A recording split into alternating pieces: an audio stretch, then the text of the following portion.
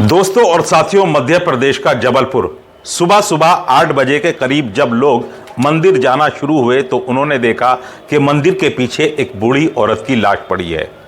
बूढ़ी औरत की उम्र लगभग 70-75 साल होगी। ऐसा लग रहा था जैसे सर्दी लगने की वजह से इसकी मौत हुई है, यानी वो औरत ठिठुरने की वजह से मरी है। उस औरत के दोनों हाथ अपने सीने से लगे हुए थे और उन दोनों हाथों के बीच में एक डायरी थी। जब एक आदमी ने उस डायरी को खोल करके पढ़ा तो उसके आंसू बहने लगे। उस डायरी में लिखा था कि मेरा नाम शारदा है। शारदा ने लिखा कि भगवान ऐसा बेटा और बहू किसी को ना दे जैसा मुझे मिला है। एक माँ अपने बेटे को पालती है, अपनी छाती का दूध नहीं बल्कि अपना खून पिलाती है, और फिर जब उसे बड़ा करके उसकी शादी कर देती है तो बेटा अपनी बीवी के चक्कर में माँ को भूल जाता है। मैं भी एक ऐसी ही अभागन औरत हूँ। जो मेरा बेटा, जिस पर मैं बहुत नाज करती थी, बहुत घमंड करती थी, उसी ने मुझे घर से निकाल दिया। दोस्तों, उसकी कहानी पढ़कर कहानी बहुत लंबी थी और आगे उस कहानी को मैं सुनाऊंगा। वो आदमी जो उस डायरी को पढ़ रहा था उसके आंसू बहने लगते। आखिरकार शारदा देवी को उसके बेटे ने क्यों निकाला था और क्यों उसने ऐसा लिखा कि भगवान ऐसा बेटा और बहू किसी को न दे। पूरी विस्तार पूर्वक आपको ये रुला देने वाली कहानी आज मैं आपको सुनाने जा रहा हूँ। बस 10 मिनट के लिए गौर से सुनिए, और ये कहानी नहीं बल्कि घर घर की हकीकत है। सभी दोस्तों के नाम बारी बारी से लूँगा जो मुझे कमेंट करते हैं, लेकिन पहले कहानी विस्तार पूर्वक शुरू से आखिर तक सुने। और अगर आपको कहानी अच्छी लगे तो दोस्तों शेयर ज़रूर कर दिया करें, इसे लाइक करके शेयर ज़रूर कर दें और एक कमेंट करके अपनी राय ज़रूर दें। शारदा देवी नाम था उस औरत का। पति के मरने के बाद उसने अपने बेटे रमेश को पाला परवश किया और अपनी जवानी अपने बेटे के नाम कर दी। यानी उसने कसम खा ली थी कि मैं शादी नहीं करूँगी। जिस वक्त उसके पति का देहांत हुआ, महज 5 साल की उम्र थी रमेश की। रमेश को पालना, उसको अच्छी शिक्षा देना ही शारदा देवी का लक्ष्य था। उसने लोगों के घरों में बर्तन मांजे, लोगों के झूठे बर्तनों को धोया, लोगों के घरों की सफाई करी, लेकिन हार नहीं मानी और अपने बेटे को उसने अच्छी शिक्षा दी, अच्छी तालीम दी, पढ़ाया लिखाया, यहाँ तक कि उसको पालते पालते जवान कर दिया। बेटा जवान हुआ, एक प्राइवेट कंपनी में उसकी नौकरी भी लग गई। शहर में रहने लगा। माँ गांव में रहती थी। शहर में रहने के बाद उसे एक लड़की पसंद आ जाती है। लड़की का नाम था रीमा। माँ से बिना बताए वो रीमा से शादी कर लेता है और शादी करने के बाद वो अपनी उस दुल्हन को घर लेकर के आता है। माँ जब देखती है तो हक्का बक्का रह जाती है कि बेटा तूने शादी कर ली और मुझे बताया भी नहीं। कहने लगा कि माँ बस बड़ी जल्दी में हुआ था, ये लड़की मुझे पसंद आ गई थी और बस अचानक में शादी हो गई। माँ ने सब्र कर लिया। जो उसके अरमान थे बेटे के लिए सब दबा लिए, क्योंकि एक माँ को अपने बेटे की शादी करने का अरमान होता है। एक माँ को ये अरमान होता है कि वो अपने बेटे के माथे पर सेहरा सजाएगी, उसको दूल्हा बनते हुए देखेगी और अपनी मर्जी से उसके लिए दुल्हन तलाश करेगी और उसको घर में लेकर के आएगी और फिर उसका सुख भोगेगी। लेकिन ये सब कुछ कहीं पीछे छूट गया था। रीमा रमेश की पसंद थी। रीमा इतनी तेज तर्रार थी कि पहल तो सब कुछ ठीक ठाक चलता रहा। वो शारदा देवी को माँ कह करके बुलाती थी। कोई भी काम करती थी तो सासू माँ नहीं कहती थी बल्कि माँ कह करके बुलाती और उसकी राय लेती। लेकिन ये कुछ दिनों तक रहा और फिर धीरे धीरे ये सब कुछ बदलता रहा। पहले शारदा देवी के लिए जो थाली अच्छी तरह से परोसी जाती थी, अब वो थाली भी छोटी होने लगी थी। पहले शारदा देवी से जो रीमा राय मशवरा लेकर के काम करा करती थी, अब वो भी सब कुछ पीछे छूट गया था। अब माँ नहीं कहती थी वो, बल्कि सासू माँ कहती थी। धीरे धीरे शारदा की उम्र बढ़ रही थी और उसको बीमारियों ने भी घेर लिया था। खांसती तो रीमा उसकी बहू कहती कि सासू माँ यहाँ घर में खांसती रहती हो, बाहर बैठ जाया करो। रीमा को बड़ा अजीब सा लगता कि मेरा एक ही बेटा है और कोई मेरी औलाद नहीं है और ये मेरी बहू मुझे क्या कहती है। वो रमेश से कहती कि बेटा बहू को समझाओ, मैं उसके माँ जैसी हूँ, बल्कि माँ ही हूँ, वो मेरे साथ अच्छी तरह से पेश आया करे।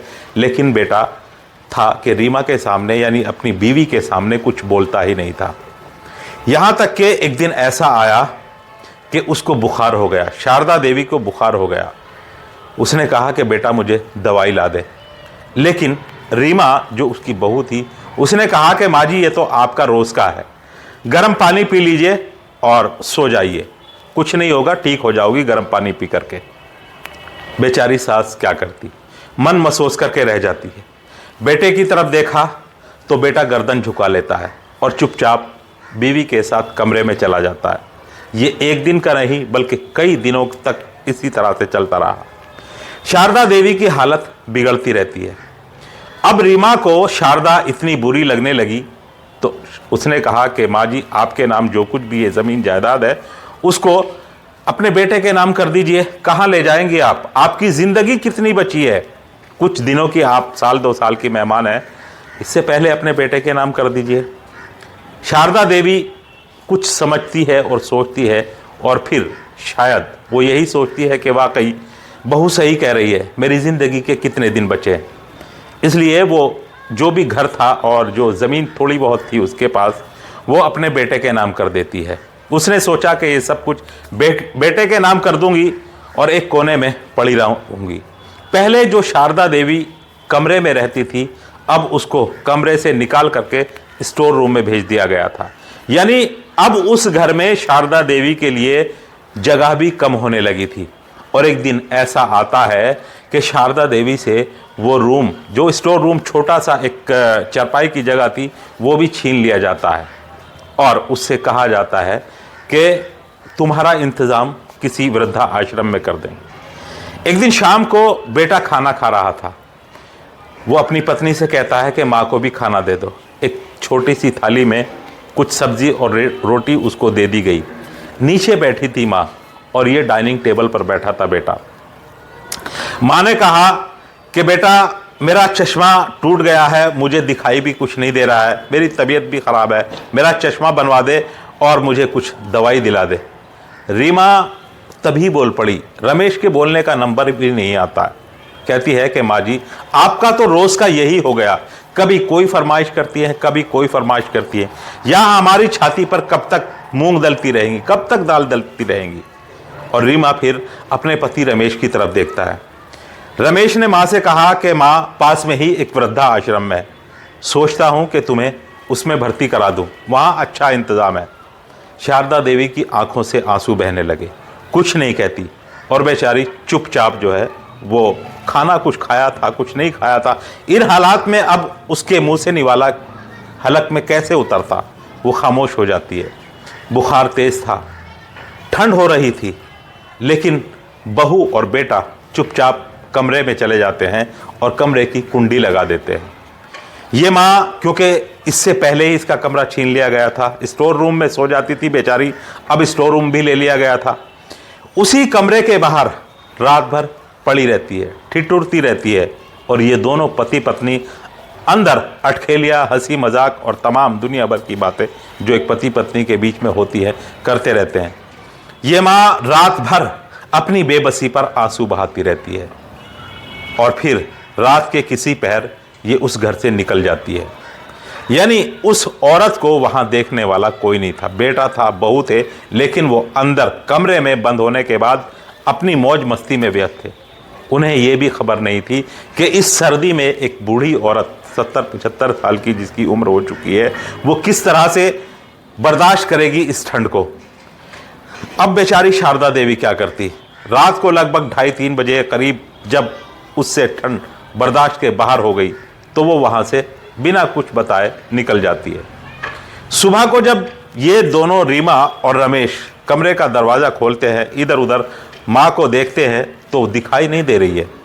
रीमा कहती है रमेश से कि चलो पाप कटा, बूढ़ी औरत है, कहीं चली गई होगी या तुमने जो रात कहा था कि वृद्धा आश्रम में इंतज़ाम कर दिया है तुम्हारा, शायद वृद्धा आश्रम में चली गई होगी, चलो जान छूटी। उसके बाद रमेश अपनी माँ को जाकर के नहीं देखता है कि वो वृद्धा आश्रम गई है या कहीं इधर उधर भटक रही है बेचारी। खाना भी उसने खाया होगा या नहीं खाया होगा, वो कुछ नहीं और अपने मज़े में मस्त अपनी पत्नी के साथ रहता है। 3 दिन बाद मंदिर के पीछे एक औरत की लाश मिलती है और वो औरत वही थी जिसका नाम था शारदा देवी। और शारदा देवी के पास एक फटी पुरानी सी डायरी थी। जब लोगों ने उसके खोल कर देखा तो उसमें आखिरी पंक्ति वही लिखी थी कि मैंने अपनी जवानी अपने बेटे के नाम कर दी, मैंने जिंदगी का हर सुख अपने बेटे के नाम कर दिया। चाहती तो मैं किसी भी आदमी के साथ शादी कर लेती। मैं जवान थी, मेरी इच्छाएं जवान थी, सब कुछ था, लेकिन पति के मरने के बाद मैंने सब कुछ अपने बेटे के ऊपर निछावर कर दिया, उसकी ज़िंदगी को समर्पित कर दिया। और मेरा एक ही लक्ष्य था कि मैं अपने बेटे को पाल पोस कर बड़ा करूं, उसको अच्छा काबिल इंसान बनाऊं, उसकी ज़िंदगी संवार दूं। उसकी ज़िंदगी संवारने में मैं अपनी ज़िंदगी संवारना भूल गई। काश अगर उस वक्त जब मेरा पति मरा था और जब मेरी इच्छाएं जवान थी, मेरी ख्वाहिशें और मेरी सब उमंगें जवान थी, मैं शादी कर लेती तो आज मुझे ये दिन देखना ना पड़ता। जिस बेटे के लिए मैंने सब कुछ कुर्बान किया, उसको 9 महीने अपनी कोख में रखा, उसके दुख दर्द सहे, उसको पालने परवश करने के लिए मैंने लोगों के घर बर्तन मांजे, झाड़ू कटका कूड़ा ये सब कुछ लोगों का ढोया, और आज उसी बेटे ने अपनी बीवी के चक्कर में मेरी ना तो वो दवाई करता है, ना मुझे धुंधला दिखाई देता है, ना ही मेरा चश्मा बनवाता है, और आज मुझे कहता है कि माँ तुम्हें मैं वृद्धा आश्रम में छोड़ा हूँ। ऐसी ज़िंदगी जीने से कोई फ़ायदा नहीं है। मेरी ज़िंदगी के आखिरी दिन कितने बचे हैं, इसलिए मैं अपने बेटे का घर छोड़ रही हूँ। और मैं बस यही कहना चाहती हूँ, भगवान से मेरी यही प्रार्थना है कि भगवान ऐसा बेटा और बहू किसी को ना दे। उसके बाद वो वहाँ से निकल गई। इधर उधर बेचारी भटकती फिरती है, मंदिर में शरण लेने की कोशिश करती है, लेकिन शायद ठंड की वजह से उसके अंदर ठंड इतनी घुस चुकी थी कि वो बर्दाश्त नहीं कर पाती है और मंदिर के बाहर यानी मंदिर के पीछे वो दम तोड़ देती है। लोगों ने देखा, बड़ी हैरत हुई, उसके बेटे को खबर की।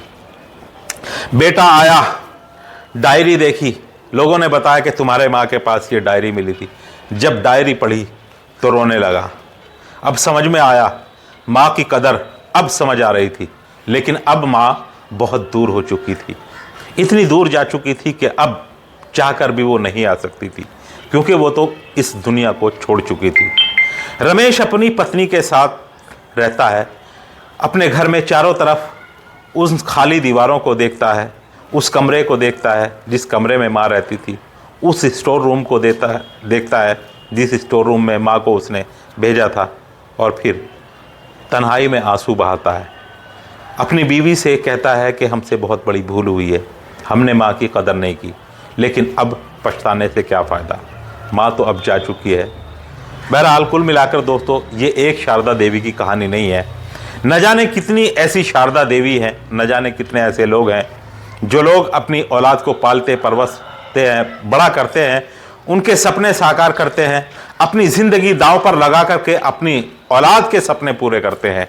और वो औलाद बुढ़ापे में जब उन्हें अपनी औलाद की ज़रूरत होती है तो वही औलाद बुढ़ापे में उन माँ बाप को या तो वृद्धा आश्रम भेज देती है या फिर उस घर से ही निकाल देती है जिस घर को बनाने में उन माँ बाप की जवानी और खून पसीना लगा था।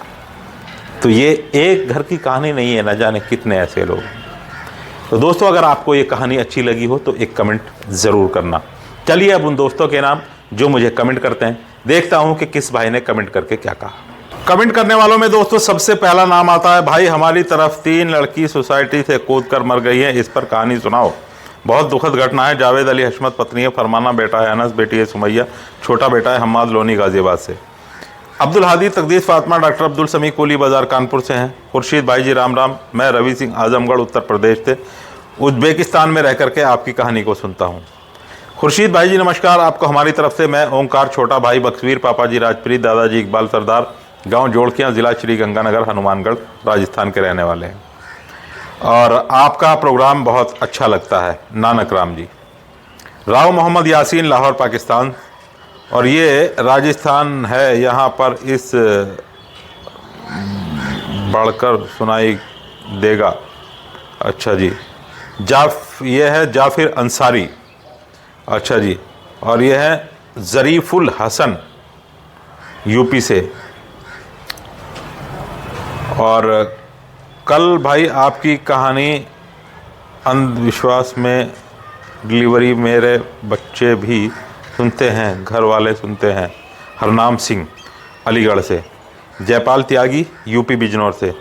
भाई जी, आज के ज़माने में अगर 100 में से एक कुत्ता किसी को भी काट ले तो इंसान बाकी 99 को भी दोषी मानकर पीटते हैं। वहीं अगर एक इंसान किसी भी कुत्ते को खाना खिला दे तो वो कुत्ता बाकी 99 इंसानों पर भरोसा करने लगता है। बस यही फ़र्क होता है इंसान और जानवर में। बिल्कुल सही बात कही आपने। मोहम्मद रऊफ़ वाइफ है नाहिद बानो हैदराबाद से। खुर्शीद भाई, मैं सुपीरियस क्या है आपको, मेरा नाम लीजिए। नानक राम। भाई साहब, आपका नाम जो आपकी आईडी में दिखता है नानक राम, यही है नानक राम खत्री या कुछ और है? आप लिख दिया कीजिए। तो चलिए दोस्तों, कल आपको फिर किसी नई स्टोरी में मिलता हूँ। तब तक के लिए खुदा हाफिज़। जय हिंद, जय भारत।